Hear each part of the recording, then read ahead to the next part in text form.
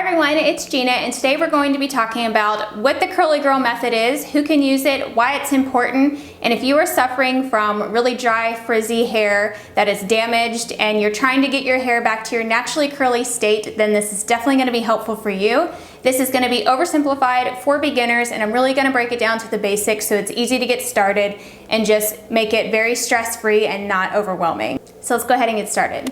If you're new to my channel, I just recently started a series all about curly hair for beginners and getting started in transitioning your hair and really just breaking it down in an easy to follow way. This is the second video in the series, and the first one was all about how to transition your hair from damage from heat and color or bleaching or just overheat styling and stuff to actually naturally curly hair and how to go about that process to transition it to healthy curly hair and get back to your natural texture. So that video is the first one. I will link it for you down below, so you might want to start there if you are transitioning. So in that video, I explained to you how it's extremely important to use the Curly Girl method in your products.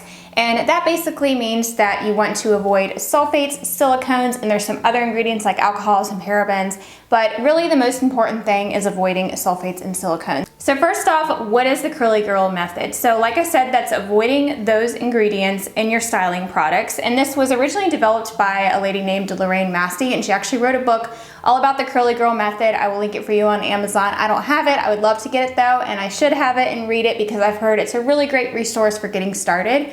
So I will link that book for you down below, but she basically goes into detail about the science behind why these products are bad and styling and curl types and all that sort of stuff. So who is the Curly Girl method good for? Basically anyone with textured hair. You don't have to have 3B curls like me or anything tighter than that. You can have wavy hair. Your hair can just have a little bit of wave.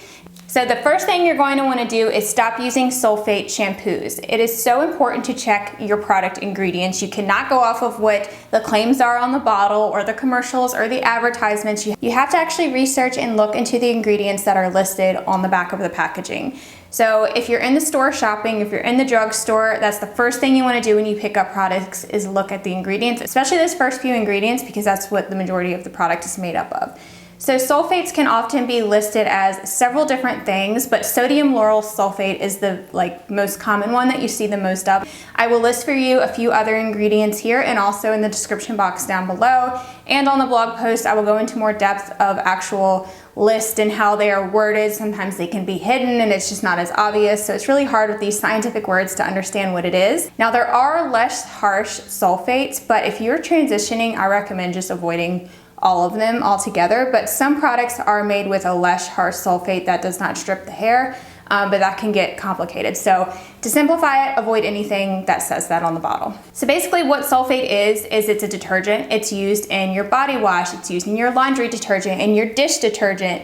It basically removes like the natural oils on your hair and on your skin. Naturally curly hair just doesn't produce as much oil, and it's also hard for that oil to come down the strand because it is coiled. So you end up with a drier scalp and drier hair. So if your hair is feeling frizzy and dry and you're using sulfates, that's the first thing you want to do is remove those sulfates. So a lot of times in this method, people preach to just wash your hair with conditioner, and you can certainly do that, but that might be hard to do if you are just getting started with this and you're used to using sulfates and you're used to seeing that lather. It's hard sometimes to find products that are sulfate free that still lather up, but there are some out there.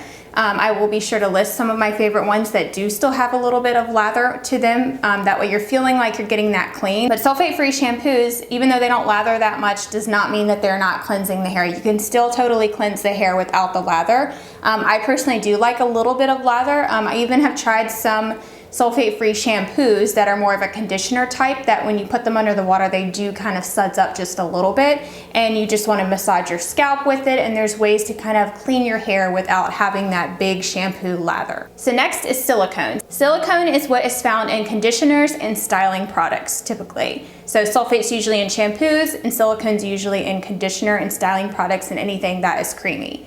Think of silicone pretty much like a plastic cast that goes over top of your curls that seals and frizz, which it does a good job at doing that, but it also prevents moisture from getting into your hair, and it also can weigh down the curls. So if your curls are feeling limp or heavy or weighed down, then it has buildup of silicone on the strands, which is just kind of stretching the curls and weighing it down. Silicones are also not soluble, so they cannot be broken down by sulfate-free shampoo, and you have to use the sulfate in order to remove them, or else you end up with buildup. So it's just like a vicious cycle. So if you're cutting out sulfates, you have to cut out silicone. So you can't do one or the other, basically you have to do both of them. Majority of drugstore products that are claimed to be for curly hair oftentimes have silicones, and there's lots of different types of silicones, but the most common one is dimethicone. So anything that ends in that cone is a silicone, and it's just gonna weigh down the hair. So when you first start transitioning, you wanna remove those silicones. You can even use your sulfate shampoo one last time to remove those silicones. That way you can fully transition and start using silicone and sulfate-free products.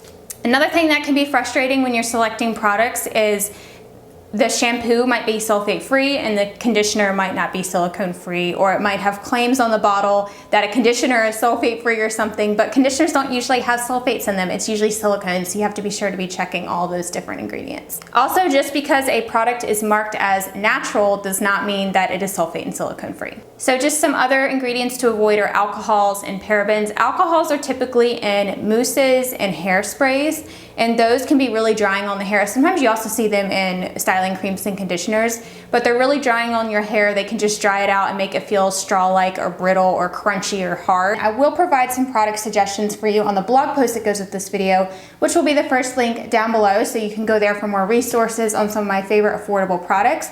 And I'm gonna try to keep it as affordable as possible because I know it is tough when you're just getting started out to really invest in expensive products. So other parts of the Curly Girl method are not using heat on your hair, not using a standard bath towel, all those different kinds of things.